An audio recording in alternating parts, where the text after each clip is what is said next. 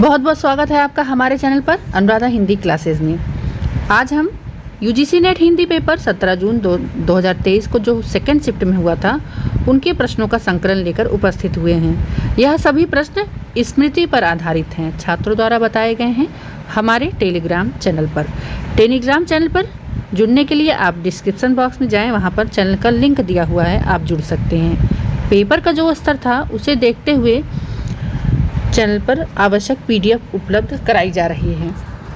हमारे चैनल पर झारखंड पीजीटी की भी तैयारी चल रही है, जिसमें से मानसरोवर भाग 1 के संपूर्ण 27 कहानियों का वाचन और प्रश्नोत्तरी भी कराई जा चुकी है।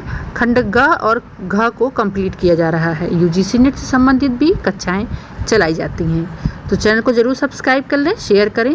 अनुराधा हिंदी क्लासेस। प्रश्न को पढ़ते हैं। मीरा की पंक्ति ही आई हुई थी, पंक्तियाँ थी लोक लाज कुल तज मीरा। पूछा गया था कि यह पंक्तियाँ मीरा की किस रचना से उपलब्ध थी, मतलब यह किस रचना से मीरा की पंक्तियाँ ली गई थी। तो आंसर में 84 वैष्णवन वार्ता था, भक्तमाल था, राग कल्पद्रुम था और कविमाला। तो सही उत्तर आपका भक्तमाल हो जाएगा। अगला प्रश्न हम देखते हैं। नरोत्तम दास पात्र पूछा था, यहाँ पर इसको आप पात्र लिख लेंगे।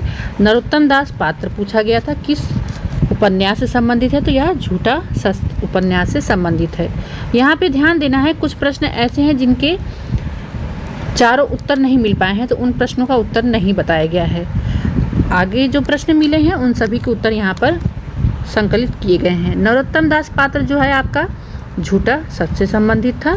पटेश्वरी पात्र आपका गोदान से संबंधित था, एक प्रश्न यह भी आया था। मजदूरी व प्रेम, इसका क्या था, शीर्षक लगाना था। शीर्षक लगाना था, 4 शीर्षक दिए थे, उन्हें क्रम से लगाना था। यहाँ पर शीर्षकों को उत्तर नहीं बताया गया है, तो इसलिए शीर्षक को क्रम से नहीं लगाया गया है। अगला प्रश्न था, काफ़ी सरल प्रश्न था। झांसी की रानी रचना किसकी है, तो सुभद्रा कुमारी चौहान की यह रचना है। अगला प्रश्न उसमें था, भरत मुनि के नाट्यशास्त्र के में 16वें अध्याय में किस चीज़ का अध्ययन किया गया है, तो वहाँ पर अलंकार का अध्ययन किया गया है। अगला प्रश्न था उसमें, उद्भव जयदेव किस संप्रदाय से संबंधित हैं, तो यह अलंकार संप्रदाय से संबंधित है।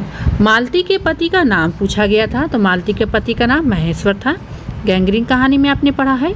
यहाँ पर ध्यान देना है आपको मित्रों कि संपूर्ण रचना को पढ़ना है। आप देखेंगे इस बार यूनिट 5 से यूनिट 10 तक, यूनिट 10 तक क्या है कि कुछ बहुत ज़्यादा प्रश्न आए थे और प्रश्न एकदम डीपली थे। जैसे पूछ ले रहा था आगरा बाजार से पूछा था कि कहानी का प्रारंभ किस नज्म या शायरी से हुआ है, तो इसके लिए हमें संपूर्ण रचनाओं को पढ़ना बहुत ज़रूरी है। आगे हम बढ़ते हैं, देखिए प्रश्नों को देखते हैं। काव्यादर्श के दूसरा व तीसरा विषय अध्याय जो है उसका विषय क्या है, तो उसका विषय यहाँ पर अलंकार ही है। तो देखेंगे आप काव्यशास्त्र से काफ़ी प्रश्न आए थे, लगभग 4 से 5 प्रश्न काव्यशास्त्र से थे और काफ़ी अच्छे थे। राजभाषा समस्या और समाधान रचना से कोई प्रश्न पूछा गया था, उत्तर यहाँ पर नहीं मिला है, तो इसलिए यहाँ पर इसको प्रश्न को ही केवल संकलित किया गया है।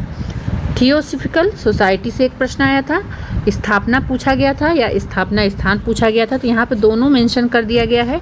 1882 यूएस से। अगला प्रश्न था इसमें, नई कहानी व अकहानी से जुड़े हुए कवियों का नाम बताना था, तो 4 कवि दिए थे, अब उसमें से बताना था कौन नहीं जुड़ा है या जुड़ा है, ऐसे ही करके प्रश्न था। तो विद्यार्थियों द्वारा इतना ही बताया गया है। और सिंदूर की होली के जो पात्र हैं उन पात्रों को पूछा गया था, तो मुराद अली और चंद्रकांत ये पात्र थे। इसमें एक बहुत ही अच्छा प्रश्न था और लगभग सरल ही प्रश्न था ये। मांगरोरी जाति किस कहानी में आई है, तो यहाँ पर एकदम सीमित पात्र हैं, अनीता है, राही है और राही कहानी का यह पात्र है, जाति है। अगला प्रश्न इसमें था, किस नाटक का मंचन पहले हुआ है, ठीक। तो इसमें यहाँ पर 4 उत्तर थे, विद्यार्थियों द्वारा केवल 3 ही उत्तर मिल पाए हैं।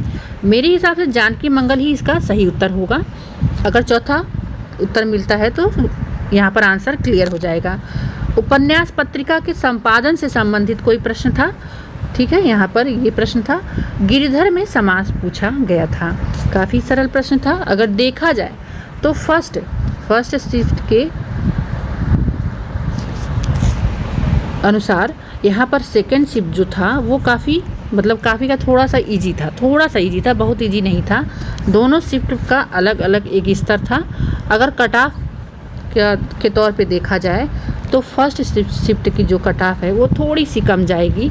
यहाँ पर इस बार कट ऑफ में बहुत अंतर नहीं रहेगा। पिछली बार आपने देखा होगा कि जहाँ पर सेकेंड शिफ्ट में 73 क्वेश्चन पे ही लोग नेट क्वालिफाई हो गए थे और फर्स्ट शिफ्ट में 82 क्वेश्चन पे भी नहीं हुए थे। लगभग 84 में ओबीसी वर्ग के 84 या 85 क्वेश्चन पे ओबीसी वर्ग के विद्यार्थी नेट क्वालिफाई किए थे। तो यहाँ पर इस बार ऐसा अंतर नहीं रहेगा, लगभग 10 प्रश्नों का अंतर नहीं रहेगा। आप देखेंगे 3 से 4 प्रश्नों का ही अंतर रहेगा, बहुत अंतर नहीं रहेगा, क्योंकि दोनों शिफ्ट के जो पेपर हुए हैं उनका जो स्तर था दोनों लगभग बराबर ही था। थोड़ी बहुत अगर थोड़ी सी निम्नता देखी है तो थोड़ा बहुत सेकेंड शिफ्ट में सरलता का स्वभाव था। यहाँ पर देखेंगे अगला प्रश्न है, कहानी पत्रिका के संपादक से संबंधित कोई प्रश्न था। यहाँ पर उत्तर नहीं मिल पाया है। अकाल में सारस, इसमें से कविता आई थी। अब कविता में क्या पूछा गया था ये यहाँ पर नहीं बताया गया है। तो इस प्रकार से आपको अगर आप सेकेंड शिफ्ट के विद्यार्थी हैं तो आपको प्रश्न जरूर याद होंगे कि इसका संपूर्ण प्रश्न क्या था। कमेंट के माध्यम से जरूर उस प्रश्नों को साझा करें। आगे हम प्रश्न देखते हैं। प्रेस कॉन्फ्रेंस एक्ट से एक प्रश्न था जिसका स्थापना आप देखेंगे 1799 में हुआ था। कौन सी बोली अर्धमागधी है? उत्तर यहाँ पे नहीं मिल पाया था।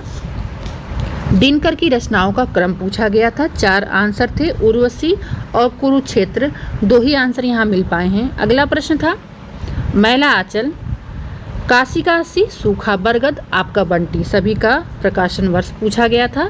देवकीनंदन खत्री के उपन्यासों का क्रम पूछा था, तो यहाँ पर 3 ही आंसर मिल पाए हैं।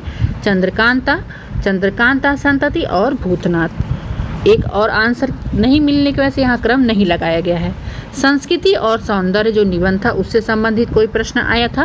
कौन सा पात्र चंद्रगुप्त नाटक का नहीं है? तो वहाँ पर 4 पात्र दे दिए गए थे, उसमें से जो एक पात्र था वो चंद्रगुप्त नाटक का नहीं था। कमेंट के माध्यम से आप संपूर्ण प्रश्न को जरूर उत्तर दें। आपको जो भी प्रश्न याद हो कमेंट के माध्यम से जरूर उस प्रश्नों को साझा करें। अगला प्रश्न था, आप देखेंगे विवेकी राय की भाषा से संबंधित कोई प्रश्न था कि उनकी भाषा कैसी है, क्या है। यहाँ पर आंसर नहीं मिला था। और पात्र पूछा गया था कि कौन सा पात्र किस रचना से है, तो लीला था, ब्रज किशोर था, तो परीक्षा गुरु इसका आंसर होगा। काकल्य वर्ण पूछा गया था, तो हाँ यहाँ पर काकल्य वर्ण है। अंधा युग का जो शीर्षक है, लगभग जो 6 या 7 शीर्षक हैं उसका क्रम लगाना था, तो कौन सा शीर्षक आया था, यहाँ पर उत्तर नहीं मिला था। अल्फ्रेड एडलर का जन्म समय पूछा गया था, तो यहाँ पर इसका सही उत्तर हो जाएगा 1876 से 1937। हिंद स्वराज से संबंधित कोई प्रश्न आया हुआ था। आवारा मसीहा जो जीवनी है उसकी भूमिका से संबंधित कोई प्रश्न आया था। चैनल पे आप नए हैं तो चैनल को जरूर सब्सक्राइब करें, शेयर करें। यहाँ पर यूजीसी नेट से संबंधित कक्षाएं चलाई जाती हैं, वह सभी नोटिफिकेशन समय से अपडेट किए जाते हैं। पिता कहानी में रामायण पाठ से संबंधित कोई प्रश्न था। पात्र जयमाला से संबंधित भी एक कथन पूछा गया था। महादेवी वर्मा की कौन सी कविता साध्य गीत में नहीं है, तो वहाँ पर कविताएं दे दिया गया था, कौन कौन सी कविताएं थी और कौन सी नहीं थी, ये आंसर नहीं मिल पाया है। आप अगर प्रश्नों को देखेंगे और अगर आपने सेकेंड शिफ्ट में पेपर दिया है तो आपको प्रश्नों को देखकर ही संपूर्ण जो पूरे प्रश्न थे वो याद आ जाएंगे। तो कमेंट के माध्यम से जरूर प्रश्नों को साझा करें। अगला प्रश्न लीलाधर जगुड़ी की रचना से प्रश्न था।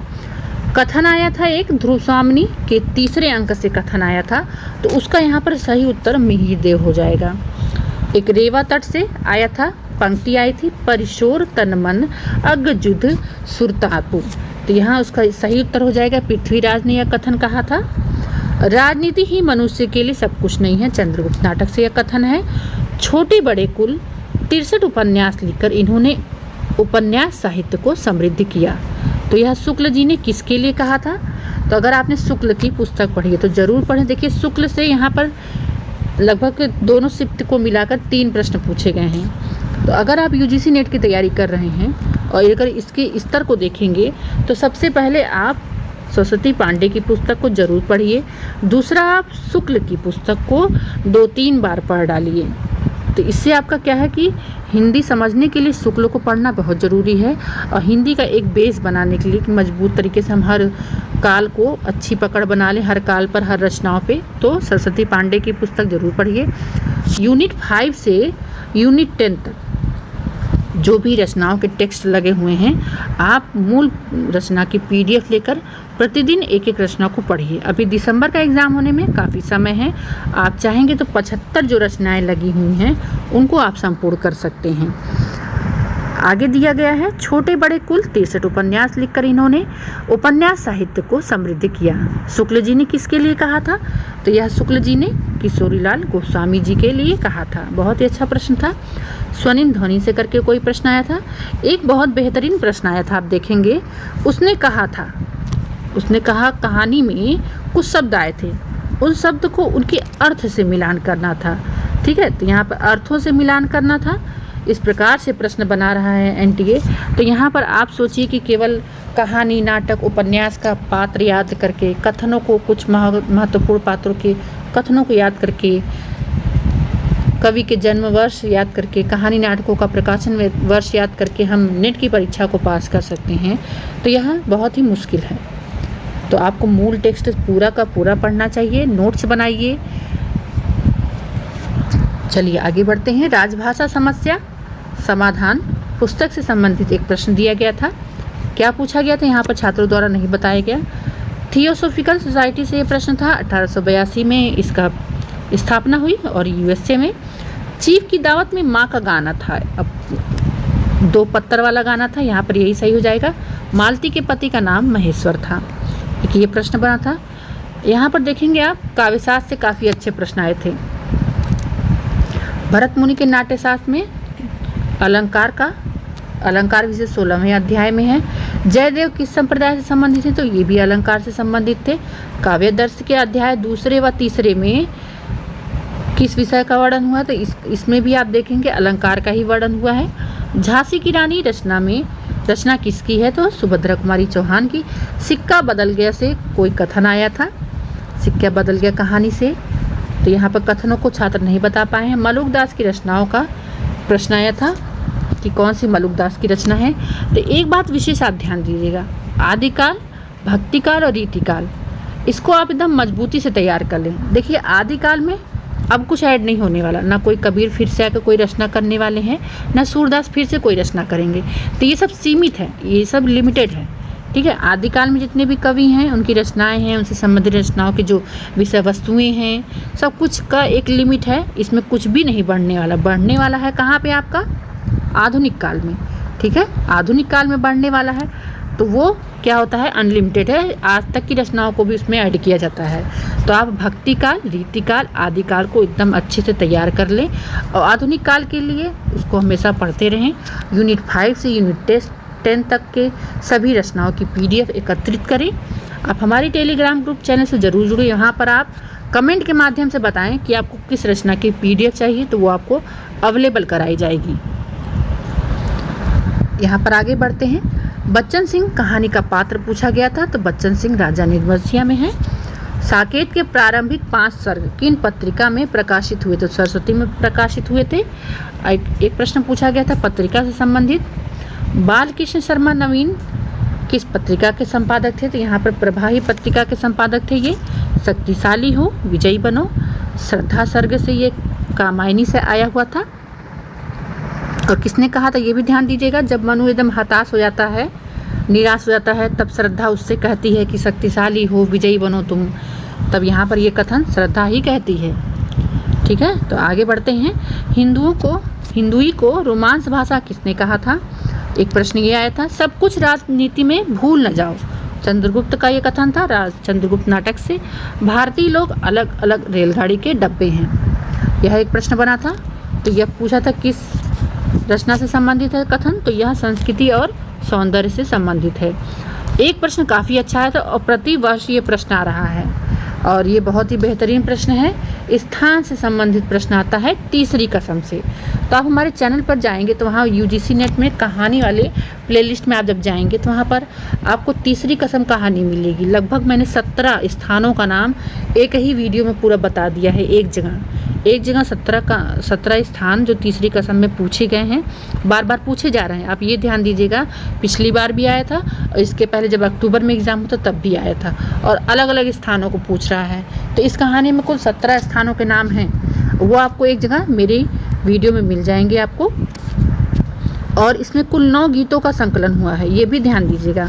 पिछली बार एग्ज़ाम में जो 5 मार्च को एग्ज़ाम हुआ था यूजीसी नेट का, उसमें गीत दिया हुआ था, कौन सा गीत आपके तीसरी कसम कहानी में नहीं है। तो ठीक है, तो वो भी 9 गीतों का संकलन मैंने एक साथ कर दिया है। आपको डिस्क्रिप्शन बॉक्स में तीसरी कसम कहानी का लिंक मिल जाएगा। तो चैनल को ज़रूर सब्सक्राइब कर लें, शेयर करें। मूल पाठ को पूरा पढ़ के ही यहाँ पर वीडियो बनाई जाती है। तो यहाँ पर नननपुर हाट था, तो जब हीराबाई जाती है हीरामन के साथ उसके इक्के में बैठकर, बैलगाड़ी में बैठकर, तब वो नननपुर हाट रास्ते में पड़ता है, तो उस समय का ये स्थान है। अगली जो आप देखेंगे, अगला जो प्रश्न है, सांध्य गीत, पंक्तियों का मिलान करना था। ठीक है, तो यहाँ पर देखेंगे झुनिया सब का एक कथन आया हुआ था गोदान से। गोदान को भी आप संपूर्ण पढ़ें, गोदान से प्रतिवर्ष हर एग्ज़ाम में प्रश्न आते हैं। भगवान मुझे जन्म दे तो तुम्हारी कोख से, यह कथन किसका है? झुनिया ने कहा था। किससे कहा था? धनिया से कहा था। अब यहाँ देखिए व्याकरण से एक प्रश्न आया था, ट वर्ग पूछा था मूर्धन्य ने, इसका है स्थान। तो इसका सूत्र आप जानते ही होंगे, रिटूर साड़ाम मूर्धा। मेरे राम का मुकुट भीग रहा है, संवादों का क्रम दिया था, संवाद 4 संवाद दे दिए थे, उनको क्रम से लगाना था कि पहले कौन सा संवाद आया हुआ था। हवन उपन्यास पूछा गया था, किसका है? तो हवन उपन्यास सुषमा बेदी जी का उपन्यास है। ये देखिए यहाँ पर आधुनिक काल का प्रश्न आपका बना है। ठीक है, तो बहुत ज़्यादा प्रश्न नहीं आधुनिक काल से आता है, आप देखेंगे 2 या 3 प्रश्न आधुनिक काल से पूछते हैं। इसके पहले फर्स्ट शिफ्ट में असगर वजाहत का प्रश्न पूछा गया था। तो आप अगर भक्तिकाल, रीतिकाल और आदिकाल को एकदम अच्छे से नोट्स बना के तैयार कर लेते हैं तो आपका अच्छा एक कालों का क्रम तैयार हो जाएगा। फिर आप यूनिट 5 से यूनिट 10 को तैयार कर लीजिए। तो इससे आपको क्या होगा कि यूजीसी नेट की आप परीक्षा को पास करने के एकदम करीब पहुंच जाएंगे। आगे हम बढ़ते हैं, मलुकदास की रचनाओं को पूछा गया था। तो इस प्रकार देखेंगे पूरे लगभग 90 प्रश्न आपको यहाँ पर हस्तलिखित तौर पर मिल गए हैं। आप हमारे चैनल पर नए हैं तो चैनल को ज़रूर सब्सक्राइब कर लें। अगला वीडियो हम रिस्पॉन्स शीट और कट ऑफ से संबंधित बनाएंगे। चैनल पर जुड़े रहें। किस शिफ्ट की कट ऑफ सबसे ज़्यादा रहेगी और किस शिफ्ट की कम रहेगी, यहाँ पर बताया जाएगा आपको। तो मिलते हैं नेक्स्ट क्लास में नेक्स्ट वीडियो के साथ। धन्यवाद।